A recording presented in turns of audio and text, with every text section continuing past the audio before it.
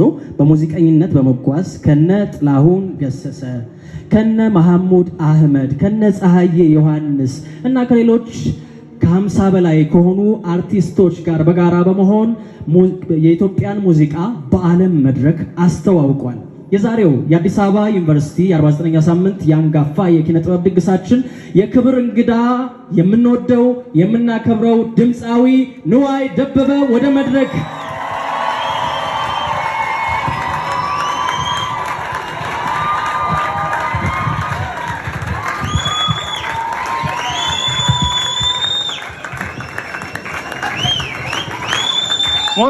ሞራል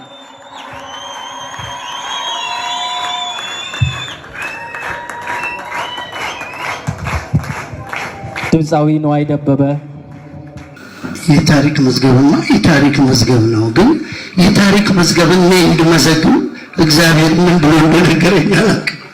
የታሪክ መዝገብ ድልን አበሰረ ብዬ ነው የጻፍኩት። የተዘፈነውም ራስ ቲያትር ነው። የመጀመሪያ ዘፈኔ ነው። በእውነት ነው የምላችሁ። በተለይ ያው የራስ ቲያትር ልጆች ኤልያስ አረጌ ጦር ሜዳውን ጸጉ ምናቀው ነው። ግን የታሪክ መዝገብ ስል ያጦር ጥሩ የሰጠኝ ሞራል ነው እኔን ዘፋኝ ያደረገኝ። ዛሬ ለመዝፈን እናንተ ፊት ለዚህ አበቃኝ። የእድሜን በረከት አድለው በሙያዬ አግስፎ ተወዳጅነትን ፈጥሮ ያ የኢትዮጵያ ጦር ሰራዊት ነበር፣ መከላከያ ኃይል ነበር። ሁልጊዜ በልቤ ውስጥ አለ። የታሪክ መዝገብ ስል መድረክ ላይ ሙሉ የሚሊተሪ ልብስ ለብሼ ነው የምቀርበው። ከኋላ ትንሽ እኔም እንደው ጀመር አድርጌ ሞትን ለማብጣት ያደረኩት ታሪክ መቼም በጣም ብዙ ነው። ከአሰላ አየር ወለድ ስገባ ቀይ ሽብር ስለነበረ ሞትን ለማምለጥ ነው የመጀመሪያው ሞት ማምለጥ። ነፍሴን ያዳንኩበት ነገር ቢኖር አየር ወለድ ነው። ደብረ ዘይት አየር ኃይል ነበር መግባት የፈለኩት። ትንሽ ዘፋኝ ከሆኑ በኋላ እቺ ፊዚክስ ኬሚስትሪ ከበድ ያለችው ነገር በራሷ ጊዜ ትጠፋለች መሰለኝ። አልቻልኩም አየር ኃይል መግባት። ግን አየር ወለድ ፊዚካል ነው የሚያዩት። አየር ወለድ ገባው። ከአየር ወለድ ደግሞ ትንሽ ዱብ እንዳል በ69 የሶማሌ ጦር እዚህ አዋሽ መጥቶ ስለነበር በአስቸኳይ በ3 ወር ዝመቱ ብለው መመሪያ ሲሰጡን እንዴ የሞት ከአሰላ ሸሽቼው መጣ ዋናው ሞት ላይ ነው እንደወደኩት ብዬ በእውነት ነው የምላችሁ። በጣም አሁን ያለኝ አማራጭ ማምለጥ ነው ከሞት። ሶስተኛውን ከሞት የማምለጥ ፕሮግራም በአጥር ዘብዬ ጠፍቼ አሰላ ጓደኞቼ ጋር እየሄድኩ እያለሁ አይ ወደ አሰላ ጊዜ በጣም ኃይለኛ ቀይ ሽብር የነበረበት ጊዜ ነው። የትግል ሀገር ነው አሰላ። የወጣትነት ታሪክ ወደ ኋላ ሄዳችሁ እንድታይ እፈልጋለሁ። እና በጣም ታሪካ ብዙ ልጆች የሞቱበት የተገደሉበት ጊዜ ነበርና ቀጥታ ወደ አርባ ምንጭ ወይም ወደ ወላይታ አቅጣጫዬን አደረኩ። ከሞጆ ሻሸመኔ፣ ከሻሸመኔ ወላይታ ኪነት ውስጥ ተደባለኩ።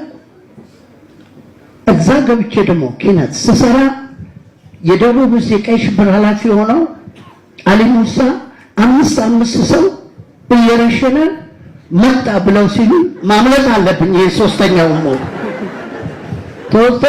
ሞት እንዴት አድርጌ ነው አመጣው ነው እንዴት ግን ለምን አጸግሮ ልውጥም ነኝ ለዛ ሀገር አዲስ ነኝ ነኝ ማታውኑ ሰውዬው የሚወደውን ነገር አስቤ ግጥም ጽፌ ነው ያደግኩት። ጥበብ እንዴት ከሞት ከሁሉ ነገር የምናመልጥበት ነገር መሆኑን ያየሁትም ያኔ ነው። ሰውየው የሚወደው ኃይለኛ ተራማጅ ነው። እርምጃ መውሰድ ላይ ማንም የሚቀድመው የለም። ነፍሳቸውን ይማር። የሞቱት ይበልጣሉ ከቆም ነው። ለምን እኛ ብዙ ልንሳሳት እንችላለን። የእነሱ አትሊስት ትንሽ ነው። ግራክ እንደ ጠንክር የሚል ግጥም ነው የጻፍኩት። ግራክ እንደ ጠንክር አስደንግጣ ዳሪን አሰጋባ ፈክር የአብዮቱን ጠላት ፈልፍል አውጣ መንጠራል። ለምን በሰውየው ስሜት ካለ ማምለጫ የለንም። ብድግ ብሎ የብረት ሻሞላውን እዚህ ጋር አድርጎ ሲያጨበጭብልኝ አየሁ። ሶስተኛዋን ሞት በካራት አነጠፍኳት። የመጨረሻው ነፃዬ ናቸው ያዳኑኝ። አራተኛው ሞት ብሔራዊ ውትድርና የሚባል ነገር መጣ። የምስራቁ ጉዳይ አለቀ። ወደ ሰሜን ተባለና እንቅስቃሴ ተጀመረ። ያን ጊዜ እንዴ ወታደር ቤት የነበረ ከመሰልጠን አልፎ ማሰልጠን የሚችል ሰው እዚህ ቤት አለ አይደለም ወይ ተብዬ ጋማዬን ይዘው ካምፑስ ከተቱኝ ማለት ነው። አሁን እነ ፀሐዬ፣ አበበ ደራራ፣ ነፍሱን ይማረው፣ ዘሪሁን ወዳጆ፣ ዘሪሁን ደምሴ፣ ኤልያስ ሻምበል ለዛ ፕሮግራም መጥተው ከፋች መሆን ያለብን እኛ ነን፣ የከፍተኛው ኪነቶች። እኔ እስር ቤት ነኝ እና ህዝብ ድርጅት አንድ አፈወርቅ የሚባል ሰውዬ አለ። መድረክ ላይ ቢጠብቅ እኔ ብቅ አለልም። ነዋይ የት አለች አለ። ነዋይማ ብሔራዊ ውትድርና ተብሎ በሌሊት ተይዞ ካምፑስ ነው ያለው። ነዋይ የህዝብ ድርጅት ኃላፊ ነው። በ4 ወታደር ክላሽንኮቭ ታጅቦ እስር ቤት መጣ። የት ነው ያለው? ነዋይ ያሰረው ማለት ነው። ከዛ አውጥተውን መድረክ ላይ ወጣ። ከፋች ነበር። ከፈትን። ተከትለውኝ የገቡት ፀሐዬ፣ አበበ ደራራ፣ ሻምበል። ለምን እዛ አካባቢ እንደዚህ አይነት ድምፅ ያለው ሰው ይኖራልን ብለው አላሰቡም እነሱ። ጥላሁን ወልደ ማርያም ይባላል ኃላፊው። ዘሎ ገባና አቅፎኝ ልጄ 150 ሰው አወዳድረን አዲስ አበባ ድምፃዊ ማግኘት አልቻልንም። እግዚአብሔር ነው አንተን የሰጠን። ከነዚህ ወጣት ወንድሞች ጋር አብረን መስራት ትፈልጋለህ አለ። አዎ አልኩት። ደመወዝህ 100 ብር ነው አለ። ይሁን አልኩት። ከነፀሐዬ ጋር ተያይዘን ወደዚህ መጣሁ። ሳስበው ብሔራዊ ወታደር ሆኖ ከመሞት ዘፋኝ ሆኖ ከኋላ አረጎራው ማለት አይሻልም? ሞትን ማብለጥ ይሻል። ይሄ ነው ጨዋታው። ስለዚህ ጥበብ ከተሰጠ ማንኛውንም በሽታ ሞትን ሁሉ ማለፍ እንችላለን። ከነፀሐዬ ጋራ ራስ ቲያትር መጥቼ የታሪክ መዝገብ አልኩ። እዚህ ላይ አቆመዋለሁ። አልቅም። በመጽሐፍ የጻፍኩት እንደሆነ ታነባላችሁ። ከላይ ከተሰጠ ከዚህ ከዩኒቨርሲቲው አይደለም፣ ይሄንን ሁላችንም እናውቃለን። ከላይ ከተሰጠ ተሰጠ ነው። ዛሬ ትልልቆቹን እነ ጳውሎስ ኞኞን፣ እነ አዲስ አለማየሁን፣ ሌሎቹን ትልልቅ አባቶች ስናስታውስ እነ ሰለሞን ተሰማ ይቀኙ ነበር፣ ይጽፉ ነበር። ከላይ ስለተሰጣቸው በተፈጥሮ ስለታደሉት ነው። የተፈጥሮ ነገር ትልቅ ነው። የፈለገው ቢሆን ትምህርት፣ ስልጣኔ ሊያሸንፈው የሚችለው ነገር አይደለም። ትልልቆቹ በጣም ክቡር ናቸው እና እንግዲህ ከነሱ ነው ትልቁ መነሻችን። እነዚህ ክቡር ሰዎች እኔ እንግዲህ ብዙ አዳምጥ የነበረው ጥላሁን ገሰሰን ነው።